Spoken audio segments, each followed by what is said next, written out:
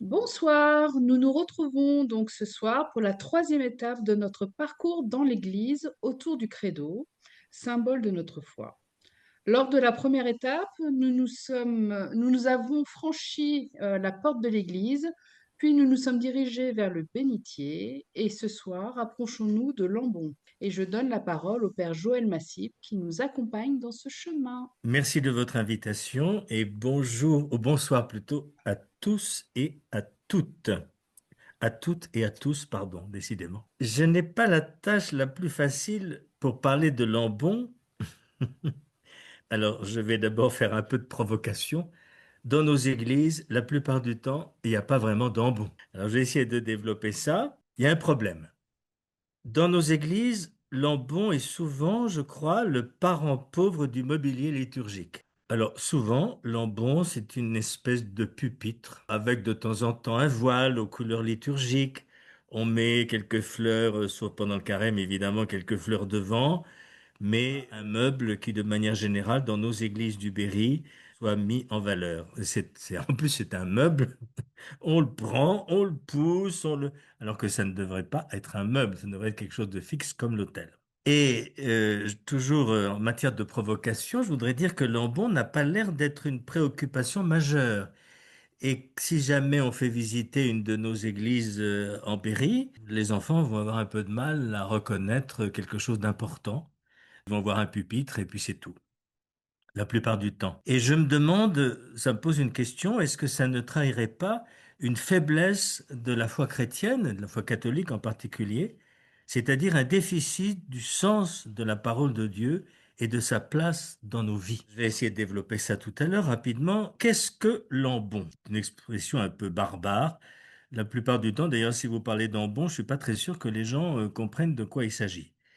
En grec, ça se dit anabaino, ça vous allez pouvoir parler grec ce soir, et ça désigne quelque chose de surélevé, un peu en saillie si vous voulez.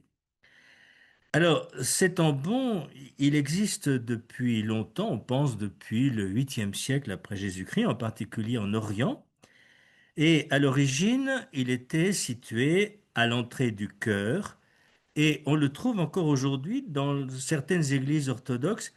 Chœur est fermé, comme nous autrefois le jubé dans les cathédrales en particulier. Le chœur est fermé par ce qu'on appelle une iconostase.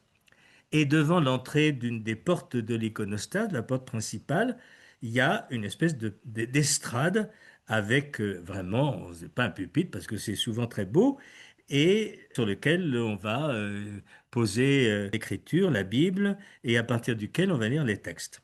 Et dans certaines églises catholiques, aujourd'hui, on retrouve une place légitime de l'ambon, non pas dans un coin à côté de l'autel, etc., comme on peut, là où il y a de la place, mais devant l'autel, condition que l'autel soit un peu surélevé, devant l'autel et même beaucoup plus près de l'assemblée, puisque la parole s'adresse à l'assemblée. Donc au centre, pas au centre, pas au milieu de l'église, mais au centre, devant l'autel, et le plus près possible des fidèles, de la communauté.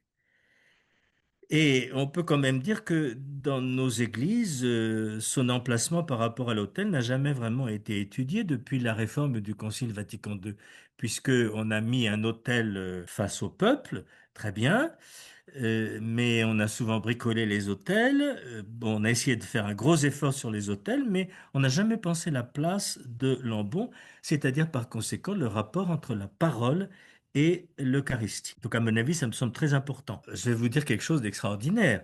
C'est que à Rome, à Saint-Pierre de Rome, il n'y avait pas d'ambon. Et maintenant, il y en a un qui ne se voit pas, il est devant la Confessio, Saint-Pierre de Rome, mais il ne se voit pas parce que l'autel avec son baldaquin est tellement volumineux, tellement monumental que l'ambon passe complètement inaperçu. Bon, c'est très catho finalement, très catholique. Et puis même, je vais être un peu polémique, mais à Notre-Dame de Paris, après la restauration, après que la cathédrale est brûlée, si vous y êtes allé, vous verrez, il y a un ambon, en effet, sur une petite estrade, mais il est vraiment tout à fait, il n'est pas mis en valeur et il est sur le pilier à côté de la célèbre statue de la Vierge. C'est quand même un peu étrange parce qu'il ne faut pas oublier qu'on passe plus de temps à Lambon qu'à l'autel dans la messe. Et c'est d'autant plus curieux que si à l'Eucharistie, on croit que le Verbe prend corps, il ne faudrait pas oublier le Verbe, c'est-à-dire la parole. Quelle est la fonction de l'ambon? Je crois que je l'ai déjà dit, mais je vais répéter. La fonction de l'ambon, c'est d'être le lieu de proclamation de la parole de Dieu et il devrait se voir quand on rentre dans une église et quand on lit une église, quand on essaie de faire, de faire découvrir ce qu'elle signifie, il faudrait que l'ambon soit signifiant et qu'il soit un peu autre chose qu'un pupitre légèrement habillé, puis des fois même pas du tout. Et j'ai même vu des endroits où il sert à la fois à l'animateur de chant, etc. Enfin bon, nos églises n'ont pas encore appliqué la réforme liturgique, pas toujours. D'ailleurs, quelquefois, s'il est tellement près de l'autel qu'on ne voit pas le déplacement entre l'ambon et l'autel, ce qui devrait, au moment de la célébration, peu de mouvements, c'est avec nos églises sont petites, je comprends toutes les contraintes. J'ai été curé moi-même, donc je sais que on fait pas toujours ce qu'on veut, surtout dans les anciennes églises. Mais il faut pas oublier non plus qu'à l'ambon, on y, on n'y fait que la liturgie de la parole proprement dite. On ne va rien faire d'autre, ni chanter, ni rien du tout. Ça doit être un meuble, mais ça devrait même pas être un meuble, ça devrait être même fixe d'ailleurs, hein, comme l'autel. Mais il faut que ce soit un vrai lieu de proclamation de la parole de Dieu. Il faut pas d'ambon multifonction qui dénature l'ambon. Et on peut dire que finalement, il n'y a pas d'ambon dans la plupart des églises. Alors vous êtes mal parti si vous voulez faire, si vous voulez faire un peu de catéchèse à partir des églises, vous allez avoir du mal à distinguer le pupitre de l'ambon. J'exagère à peine, hein, j'exagère à peine. Vous en ferez l'expérience et puis vous m'apporterez la contradiction quand vous aurez regardé ce qui se passe dans votre propre église. Peut-être y a-t-il un vrai ambon. Donc je crois que si la parole de Dieu est centrale dans notre vie de foi et dans la liturgie, alors il faut que l'ambon soit central, tout comme l'autel. L'ambon ne doit pas être quelque chose de second par rapport à l'autel, même si en effet la liturgie prend explose dans la célébration de l'Eucharistie. Alors, on va pouvoir me dire, mais il faut à ce moment-là que l'ambon soit vraiment valorisé et que ce soit qu'on y célèbre, qu'on le considère comme la table de la parole, comme s'il y avait en fait deux tables, comme on l'a dit souvent, deux tables de la célébration de la messe, la table de la parole et la table de l'Eucharistie. Moi, je pense que c'est pas bien de dire ça. Enfin, je me trompe peut-être, mais dans la pratique, c'est un peu vrai, parce qu'il y a deux lieux principaux. Je rappelle qu'il ne faut pas que l'ambon soit un lieu accessoire. Mais l'ambon, c'est pas une table. L'ambon, c'est pas une table. Il a une fonction spécifique. La parole de Dieu, c'est vrai, s'y mange de manière symbolique, mais la parole de Dieu s'y mange par la proclamation et l'écoute, et c'est à partir de l'ambon que les fidèles reçoivent la parole. Il devrait donc être l'ambon plus près des fidèles que de l'autel, et la plupart du temps, c'est juste à côté de l'autel. Quant à l'autel, c'est vers lui que convergent et s'élèvent les regards avant que les fidèles s'en approchent pour communier. Donc il y aurait comme une espèce de va-et-vient. Enfin, c'est à partir de l'ambon que la parole saute de la communauté, et ensuite la communauté fait corps et vient communier à l'autel. L'ambon devrait aider les fidèles à redécouvrir la centralité de la parole dans leur vie. Sans la parole, sans l'écoute de la parole, la méditation de l'écriture, etc., le credo n'a pas de sens. Alors c'est vrai que dans le credo, proprement dit, qu'il s'agisse du credo de Nicée, Constantinople ou le symbole des apôtres, il n'y a aucune référence biblique. Pourquoi? Parce que c'est la réponse de l'Église.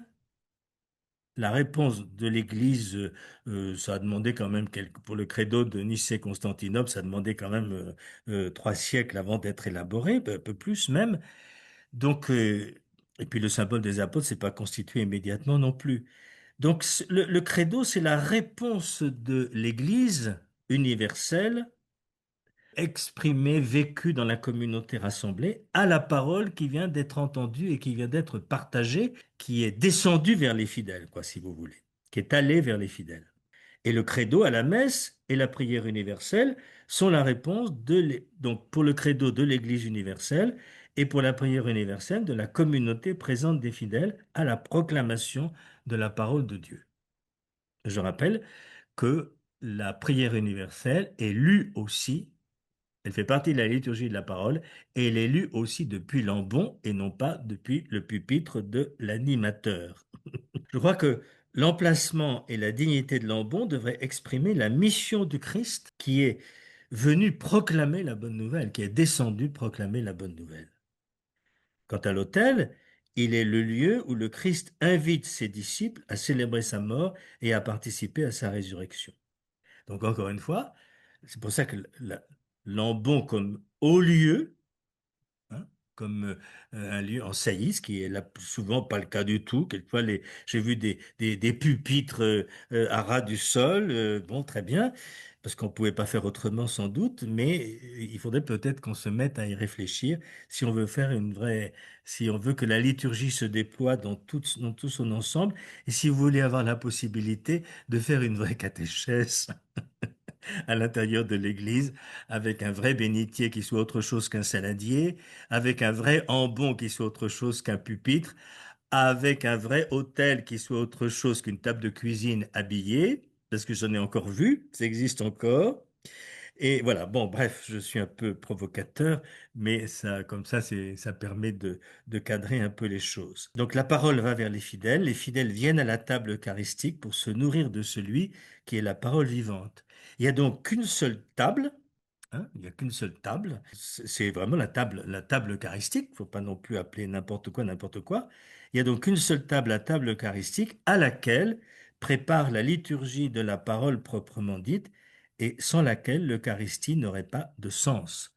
Donc il y a bien un lien entre l'ambon et l'autel, mais il faut que l'ambon soit autre chose que ce que nous en avons fait, ou plutôt pas fait. Alors voilà un peu, si vous voulez, les quelques remarques que j'avais à vous faire à l'ambon, mais c'est pas un beau cadeau que vous m'avez fait, parce que dans la plupart de nos églises, eh ben, je vois pas beaucoup d'ambon. C'est-à-dire d'Anna Baino.